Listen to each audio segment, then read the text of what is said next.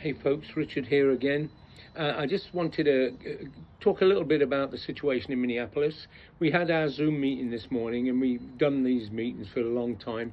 They're no big deal. We discuss local events and things that are happening around the world, keep some of us alive. But we had about five or six people from Minnesota, from Minneapolis primarily, come on and give us a little talk about what's going there, and we got a real feel for what's happening in the ground there. I mean, we see it, it's all over the particularly social media, and we see it, but it was good to hear it from them.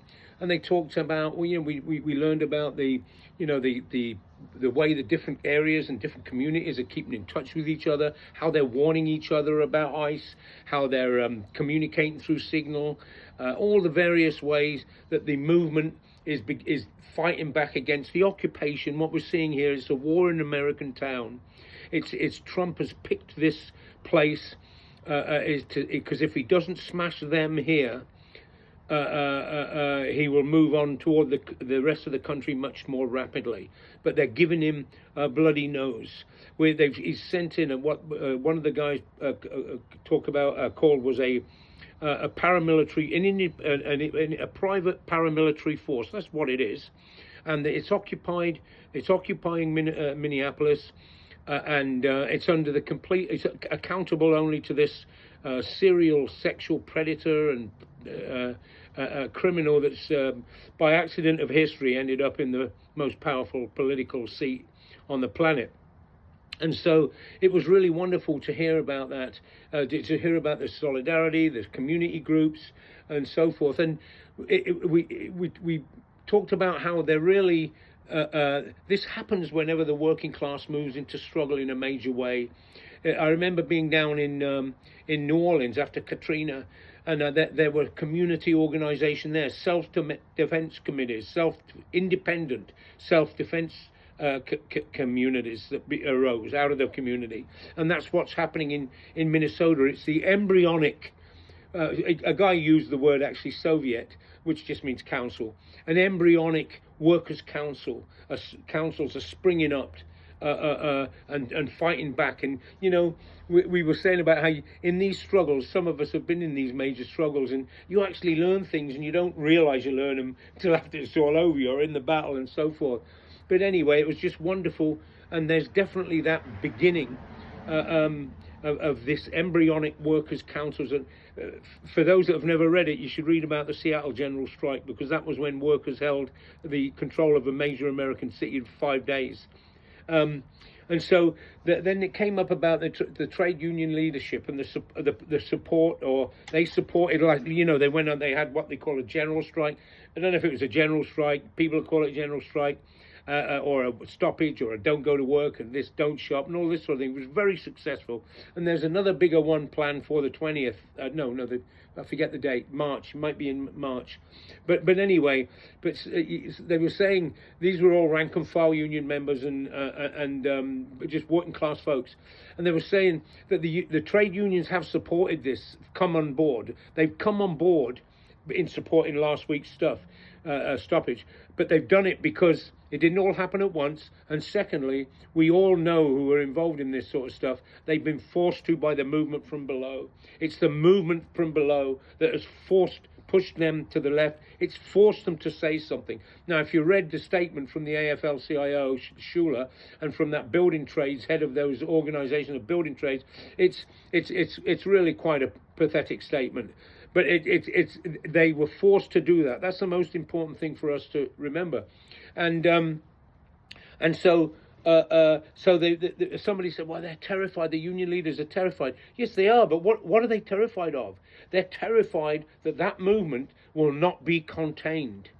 And if you remember from Seattle, those of us older, after Seattle, that shocked them, the battle in Seattle.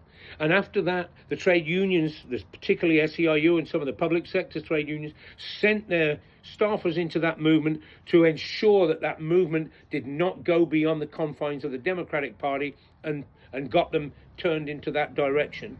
So the trade union, it's not because they're cowards, or it's not because they can't organize. They know exactly what not to do. and they can mobilize against a movement arising. I remember when a Chrysler factory opposed a contract way back. Up there in Kokomo, I think it was, and they sent in their forces, the trade union leadership, to turn that vote around. They know how to organize. So they're terrified though, because they have the same worldview as the employer and the capital. And that guy, the trade union leader, the building trades guy, go and look at their page, that group. Go and look at the page, and he's hooked in. He's on committees, work management, labour committees with the chemical industry, the petroleum industry. He's linked with the Democratic Party. The union hierarchy is linked with the Democratic Party to big business, and that's where they are. And it's a different section than the Trumpists and everything else. There's differences, but their goals are the same. And so that's why they're scared. But how pathetic is it really? Workers are getting killed. Workers are fighting the battle on the front lines. The unions were built because we violated the law. And the civil rights movement was against the law. It's not illegal to say we won everything we won by violating laws in a mass way, not in an individual way. And that's how things change. I remember when I was on a UFCW picket line, the grocery strike, and I would stop there during the day, and I'd go on the line, and it was a don't shop. They'd shut them down in Southern California. So they brought a bunch of old people, bunch of members up here, the UFCW did, and they were handing out a flyer, they were appealing to the shopper not to go in to the store. So a guy comes and he says to me, "Don't shop." He said, who's stocking the shelves in there? And I said, "Well, they're UFCW members." He said, "You're telling me not to shop in solidarity, and their own brothers and sisters are in there working." I said, "I don't agree with that." I said, "It's a different local, so it's against the law for them to strike, and they'd go after the union if they came out in solidarity." I said, "It's wrong, but there it is. You still shouldn't shop." So the next day, I go, the two guys, I see a business agent talking to him. Business agent. So I get out my backhoe and I start. The business agent takes off. So I come up. I said, "What's the matter? Where did he go? What was he saying?" They said, "Well, we were telling them what you said, that we have to build a movement to the rest of the other locals. We have to violate these orders in a mass way. We have to try and build a means of stopping people coming in." And I said, "Well, what did he say?" He said, "The business agent said, well, if we pulled them out in solidarity with you, they'd fire them all." And I said, "Well, if we might start from that position, then we might as well just give up with the union then, because we have to start from a position of how can we pull them out? How can we violate the no strike clause? How can we do that and not all get fired?" That's where you start from. You don't start from a position. A boxer doesn't go into the ring and say, "Oh, I might lose this one. I don't want to hit him back." So the question is, it's very good that the officials, some of the officials that supported this are reluctant, because of the pressure. But we got to understand they have some power, and somebody raised about how the state has power, and we have to recognize that. But so does the union hierarchy, and they will use that to undermine a movement from below if they can. Now, this is taking place, a lot of it outside. It's very good. Many of those folks must be union workers too. They can take those ideas into their rank and file of their own unions and their workplaces. And the thing is, a small local like mine, there's many small locals where you can actually make a difference like that. You can make a difference. I was an official in a small local. It's a bit different when you're a president or an official in a small local. You have a better options. But overall, it was very good, and who knows where it's going to lead. We've seen some major struggles. It's maybe just one more battle. But either way, they won, because, in my view, I hope it will begin to spread more.